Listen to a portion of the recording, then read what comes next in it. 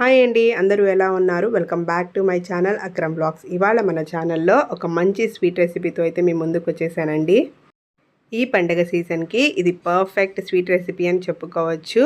అన్నీ ఇంట్లో ఉన్న వాటితోనే హెల్తీగా ఇలా చేసి పెట్టండి. పిల్లలకి, పెద్దలకి అందరికీ ఇట్టే నచ్చేస్తుంది. అంత బాగుంటుంది ఈ స్వీట్ అయితే. గోధుమ రవ్వతో చేసే ఈ స్వీట్లో మనం బెల్లం వేసి చేస్తాం కాబట్టి చాలా హెల్తీ కూడా అండి.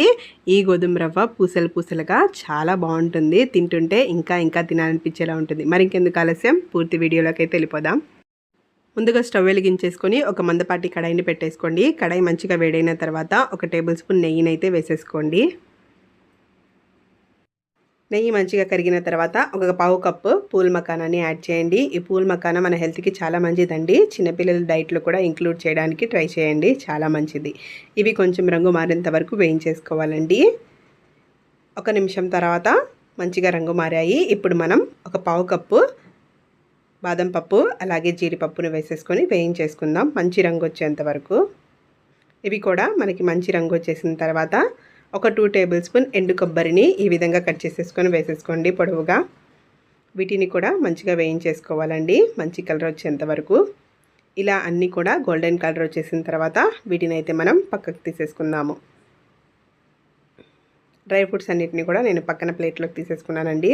నెక్స్ట్ అదే కడాయిలోకి 4 టేబుల్ స్పూన్ నెయ్యిని అయితే యాడ్ చేసేసుకోండి.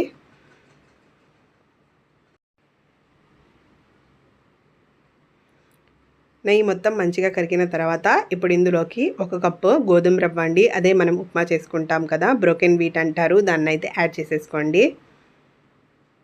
ఈ గోధుమ రవ్వని యాడ్ చేసేసుకున్న తర్వాత ఇప్పుడు నెయ్యిలో మంచి రంగు వచ్చేంత వరకు, సువాసన వచ్చేంత వరకు వేయించేసుకోవాలండి.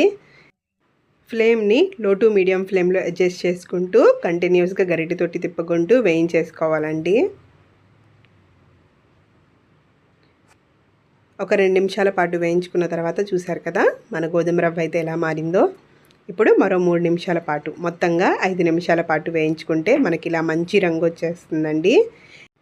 ఇలా రంగు మారిన తర్వాత ఇప్పుడు మనం వాటర్ని అయితే యాడ్ చేసుకోవాలండి. నేను ఇక్కడ తీసుకున్న 1 కప్పు గోధుమ రవ్వకి 3.5 కప్పుల వేడి నీళ్ళని అయితే వేసుకుంటున్నానండి. ముందు కొంచెం నీళ్ళని అయితే వేసుకోండి, ఎందుకంటే మనకు రవ్వ వేడిగా ఉంది కాబట్టి చిటపట్లాడుతుంది.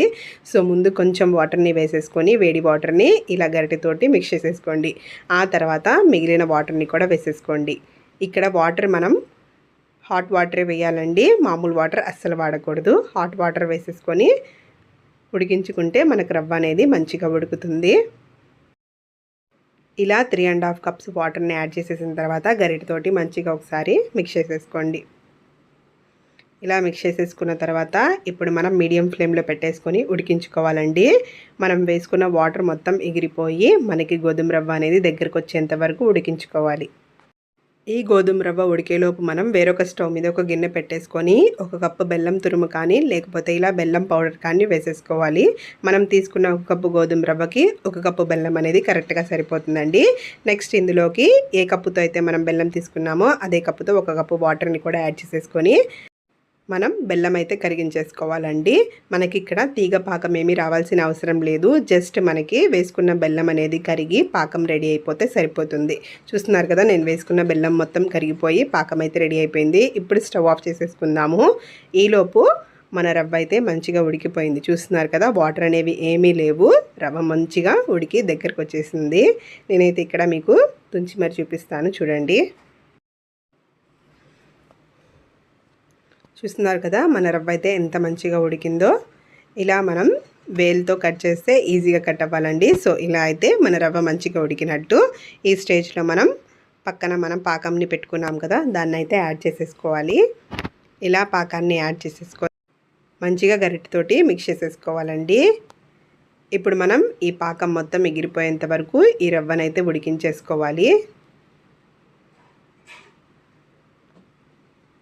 మీడియం ఫ్లేమ్లో పెట్టేసుకొని పాకం మొత్తం ఎగిరిపోయి మనకి రవ్వ దగ్గరికి పడేంత వరకు ఉడికించేసుకోవాలండి. ఇలా ఇక్కడ నేను చూపిస్తున్నట్టు కొంచెం దగ్గర పడిన తర్వాత ఇందులోకి 2 యాలక్కాయలని దంచి వేసేసుకోండి. మీ దగ్గర యాలక్కాయల పొడి ఉంటే దాన్నైనా వేసుకోవచ్చండి. నెక్స్ట్ అయితే మనం ముందుగా వేయించి పెట్టుకున్న డ్రై ఫ్రూట్స్ని కూడా వేసేసుకోవాలి.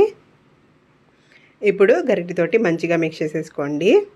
డ్రై ఫ్రూట్స్ని ఇలా కొంచెం వాటర్ ఉన్నప్పుడే వేసుకుంటే అవి కూడా మనకి మంచిగా కుక్ అవుతాయండి. సో ఇలా వేసేసుకొని మంచిగా అయితే గరిటెతోటి మిక్స్ చేసేసుకోవాలి. డ్రై ఫ్రూట్స్ని మిక్స్ చేసేసుకున్న తర్వాత ఒక టీ స్పూన్ గసగసాలని కూడా యాడ్ చేసుకోండి. దీనివల్ల టేస్ట్ అయితే చాలా బాగుంటుంది మనకి. మన హల్వా అయితే ఆల్మోస్ట్ దగ్గరకు వచ్చేసిందండి. ఇప్పుడు ఇందులోకి ఫైనల్గా 2 టేబుల్ స్పూన్ మిల్క్ పౌడర్ని వేసుకోండి. మనం ఇందులో పాలని యాడ్ చేయం కాబట్టి ఆ లోటు లేకుండా మనమైతే మిల్క్ పౌడర్ని యాడ్ చేసుకుందామండి. ఇది టోటల్గా ఆప్షనల్ అండి, మీ దగ్గర ఉంటే వేసుకోండి, లేకపోయినా పర్లేదు. ఇలా మిల్క్ పౌడర్ని వేసేసుకున్న తర్వాత గరిటెతోటి మంచిగా మిక్స్ చేసేసుకొని దగ్గర పడేంత వరకు ఒక 2 నిమిషాల పాటు కుక్ చేసేసుకోవాలి. 2 నిమిషాల తర్వాత చూస్తున్నారు కదా, మన స్వీట్ అయితే మంచిగా దగ్గరికి వచ్చేసింది. ఎక్కడా కూడా మనకి వాటర్ అనేవి లేవు, చూస్తున్నారు కదా. ఇప్పుడైతే మనం స్టవ్ ఆఫ్ చేసేసుకోవచ్చు. మనకి ఇలా కొంచెం లూజ్గా కనిపించినా కూడా మనకి చల్లారాక దగ్గర పడుతుందండి. సో ఈ స్టేజ్లో అయితే మనం స్టవ్ ఆఫ్ చేసేసుకొని సర్వింగ్ ప్లేట్లోకి అయితే తీసేసుకోవచ్చు. ఈ హల్వా వేడిగా తిన్నా కూడా బాగుంటుంది, చల్లారాక కూడా చాలా బాగుంటుందండి. నేనైతే ఇప్పుడు మీ సర్వింగ్ ప్లేట్లో తీసేసుకొని చూపిస్తున్నాను. చూస్తున్నారు కదా, నోరూరిపోయే గోధుమ రవ్వ స్వీట్. మీకు ఎలా అనిపించిందో కామెంట్ సెక్షన్లో అయితే చెప్పేయండి. నా ఈ వీడియో కనుక నచ్చినట్టయితే లైక్, షేర్ అండ్ సబ్స్క్రైబ్.